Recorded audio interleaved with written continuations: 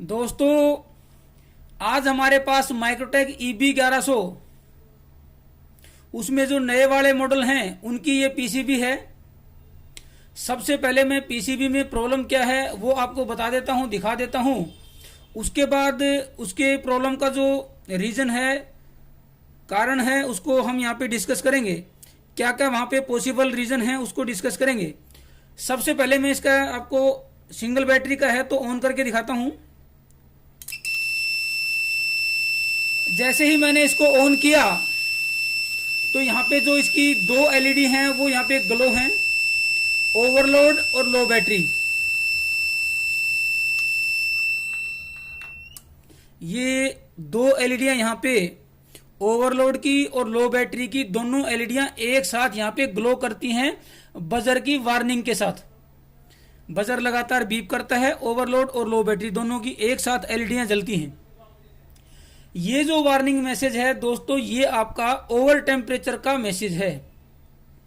अगर working condition में आपका कोई इन्वर्टर है और वो कभी कभार इस तरह के मैसेज यानी कि इस तरह की एलईडी और बजर साउंड करता है तो इसका मतलब हो सकता है कि आपके इन्वर्टर का जो फैन है वो खराब हो गया हो या सर्किट में कोई दिक्कत हो जिसकी वजह से फैन ना चलता हो।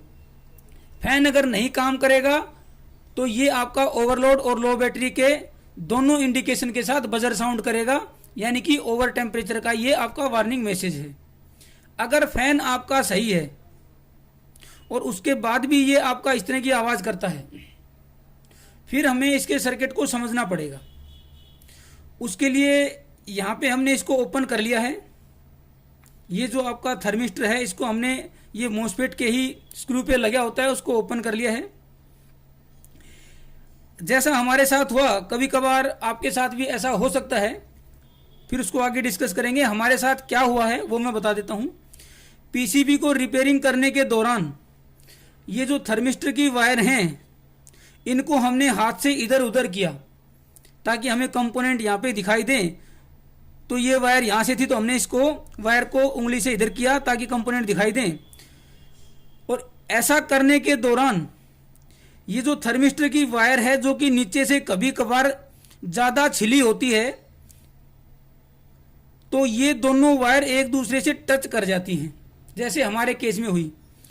इसका जो एक वायर के अंदर से एक सिंगल टर्न जो है वो निकली हुई थी, हमने उंगली से ऐसे किया और वो नीचे बिल्कुल बेस पे जाके एक दूसरे से टच हो गई।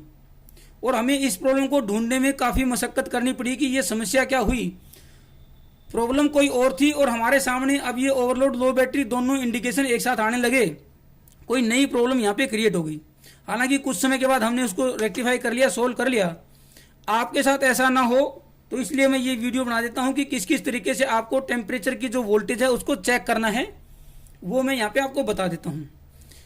सबसे पहले अभी इसी कंडीशन में मैं बता देता हूँ कि ये जो थर्मिस्टर है इसकी एक वायर जो होती है वो ग्राउंड से कनेक्टेड होती है।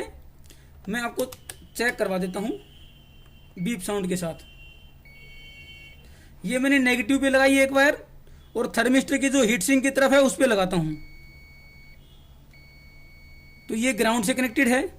दूसरी जो वायर है थर्मिस्टर की वो आपकी यहाँ पे आती है डायरेक्ट आपके LM324, ये कंपेरेटर आईसी है तो इसकी पिन नंबर 6 पे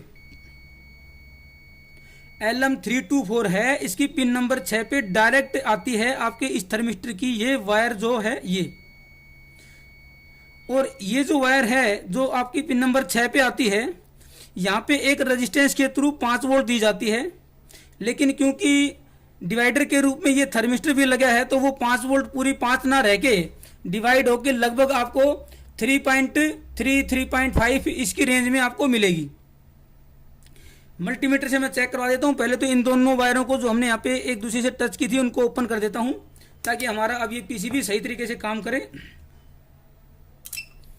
अभी हमारा इन्वर्टर की जो पीसीबी है ये इन्वर्टर ऑन का इंडिकेशन आ गया, वार्निंग मैसेज खत्म हो गया क्योंकि हमने यहाँ पे वायरें एक दूसरे से टच कर दी थी। अब इसको करते हैं डीसी पे, नेगेटिव लगाएं जहाँ बैटरी का नेगेटिव है और पिन नंबर 6 पे चेक करें। ये हमने वायर की पोलैरिटी उल्टी ले रखी है। पिन नंबर 6 पे चेक करेंगे तो यहाँ पे आपको डीसी वोल्ट मिलेगी 3.36, यानी कि 3.4 के आसपास वोल्टेज है यहाँ पे पिन नंबर 6 पे, 3 to 4 के पिन नंबर 6 पे। पिन नंबर 5 पे रेफरेंस है कि कितना यहाँ पे टेम्परेचर बढ़े और यहाँ पे वोल्टेज कम होती जाए तो कितने पे आपका ये ट्रिप होना चाहिए। पिन नंबर 5 पे 0.706, यानी कि ये तो रेफरेंस हो गया, रेफरेंस फिक्स होता है, ये 0.7 रेफरेंस दे दिया गया है। और पिन नंबर जो 6 है उस पे इनपुट है टेम्परेचर की, ये देखिए टेम्परेचर सेंसिंग की इनपुट है 3.36। जैसे जैसे टेम्परेचर बढ़ता जाएगा ये जो इनपुट है ये आपके यहाँ पे वोल्टेज कम होती जाएगी पिन नंबर 6 पे, और जैसे ही ये कम होते होते 0.7 से नीचे जाएगी तो इसकी पिन नंबर 7 जो फिलहाल 0.5 पे है यानी कि लो वोल्टेज पे है, ये आपका हाई हो जाएगा। पिन नंबर 6 जैसे ही 0.7 से कम जाएगी, 0.7 जो कि पिन नंबर 5 पे रेफरेंस दिया गया है ये फिक्स है, तो आपको चेक करना है 0.7 है कि नहीं है। अगर 0.7 की बजाय ज़्यादा है तो वो कम टेम्परेचर पे टिप कर जाएगा, तो यहाँ पे 0.7 होना चाहिए। अभी के टेम्परेचर के हिसाब से ये आपका 3.3 3.5 के आसपास होना चाहिए पिन नंबर 6 पे। पिन नंबर 7 पे यहाँ पे लो होना चाहिए नॉर्मल वर्किंग कंडीशन में, ट्रिप के केस में यहाँ पे हाई हो जाएगा। मैं करके भी आपको दिखाऊंगा। टेम्परेचर से हम कोशिश करेंगे कि यहाँ पे आयरन की मदद से इसका टेम्परेचर राइज करें। जैसे जैसे टेम्परेचर राइज होगा वैसे वैसे इस थर्मिस्टर का जो रजिस्टेंस है वो कम होता जाएगा। रजिस्टेंस कम होता जाएगा तो यहाँ पे वोल्टेज ड्रॉप कम होता जाएगा और यहाँ पे वोल्टेज आपकी पिन नंबर 6 पे कम होती जाएगी। 0.7 से नीचे आते ही ये आपका ट्रिप कर जाएगा। पिन नंबर 7 जो है वो आपकी इस R35 रजिस्टेंस के थ्रू मैं दिखाता हूं आपको। यहाँ पे ये 0.58 है, ये भी 0.58 है, ये देखिए यहाँ पे 0.7, यानी कि ये जो R35 रेजिस्टेंस है इसके थ्रू ये माइक्रो कंट्रोलर की पिन नंबर 27 पे जाएगा। पिन नंबर 27 इसकी टेम्परेचर सेंसिंग की पिन है। वो हाई होते ही माइक्रो कंट्रोलर जो है पल्सेस को बंद कर देगा, बजर साउंड करने लगेगा और आपका वार्निंग मैसेज आ जाएगा, 2 एलईडियां आपकी ऑन हो जाएंगी। पहले मैं पिन नंबर 6 पे लगा लेता हूं जो कि आपका इस थर्मिस्टर के थ्रू वोल्टेज हमारी मिलती है। इसके अक्रॉस जो वोल्टेज है वो आपकी यहाँ पे पिन नंबर 6 पे है। अब धीरे धीरे हम इसको गर्म करेंगे थर्मिस्टर को और हमारा यहाँ पे वोल्टेज ड्रॉप कम होता जाएगा। देखिए 3.18, 3.1, ये धीरे धीरे यहाँ पे टेम्परेचर आपका बढ़ता जाएगा। थर्मिस्टर का इंटरनल रेजिस्टेंस कम होता जाएगा और इंटरनल रेजिस्टेंस कम होने से उसके अक्रॉस जो वोल्टेज है वो भी आपकी कम होती जाएगी। और यहाँ पे ये 0.7 से नीचे जाते ही, क्योंकि 0.7 जो है रेफरेंस है कहाँ पे, पिन नंबर 5 पे, उससे नीचे जाते ही पिन नंबर 7 हाई हो जाएगी। यही कंपेरेटर का काम होता है कि रेफरेंस से कम या ज़्यादा होने पर वो आपका इनपुट जो आउटपुट की पिन है उसको लो या हाई करता है। अभी 1.8 के आसपास हो गई है हमारी। 0.7 से नीचे जाने के बाद ये जो है आपका पिन नंबर 7 जो है अभी आपकी देखिए 0.5 पे है, वो आपकी हाई हो जाएगी। पिन नंबर 6 अभी धीरे धीरे यहाँ पे डाउन हो रही है वोल्टेज।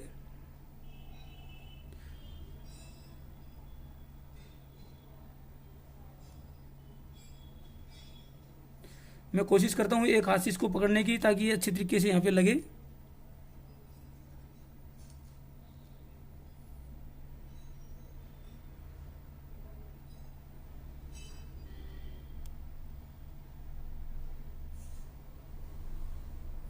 अब यहाँ पे फास्ट जो है इसका डाउन होगा क्योंकि पहले अच्छे से टच नहीं हो पा रहा था। 1 वोल्ट हो गया है, 0.9, 0.8, 0.78, ये देखिए 0.6 से नीचे, 0.7 से नीचे जाते ही ये आपका यहाँ पे पिन नंबर 7 जो कि 0.5 पे थी वो हाई हो गई है 3.8 के आसपास।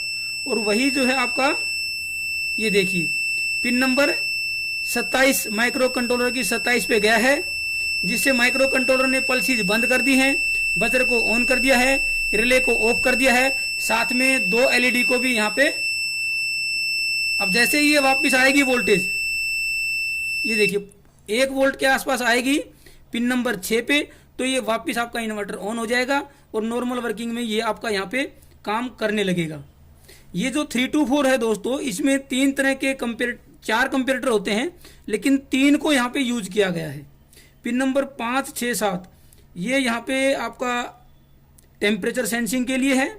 बाकी जो 1, 2, 3 है, और आपका इधर से लास्ट में जो है एक जो कंप्यूटर है वो इसका खाली है। बाकी तीनों को एक से चार्जिंग को कंट्रोल, चार्जिंग सेंस किया गया है, दूसरे से आपका ओवरलोड और एक से टेम्परेचर, तीनों को यहाँ पे कंपेरेटर की मदद से यहाँ पे सेंस किया गया है। इसी भी तरीके से अगर 3 to 4 खराब हो जाती है तो भी आपका इस तरह की वार्निंग आपको मिल सकती है, जैसे कि हमारे ओवर टेम्परेचर के केस में वार्निंग मिलती है।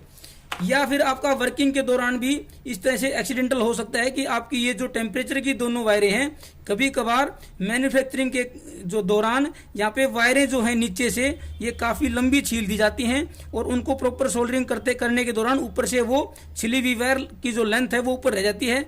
और हम यहाँ पे काम करते हैं, जैसे इस तरीके से कोई काम करते हैं, इस वायर को इधर किया या इधर किया तो वो आपकी यहाँ पे टच हो जाती है, तो उस केस में भी इस तरह की समस्या आ सकती है। तो यहाँ पे पजल होने की जरूरत नहीं है, यहाँ पे सिंपल वोल्टेज आप चेक करें, वोल्टेज चेक करके इस तरह की प्रॉब्लम को आप रेक्टिफाई कर सकते हैं।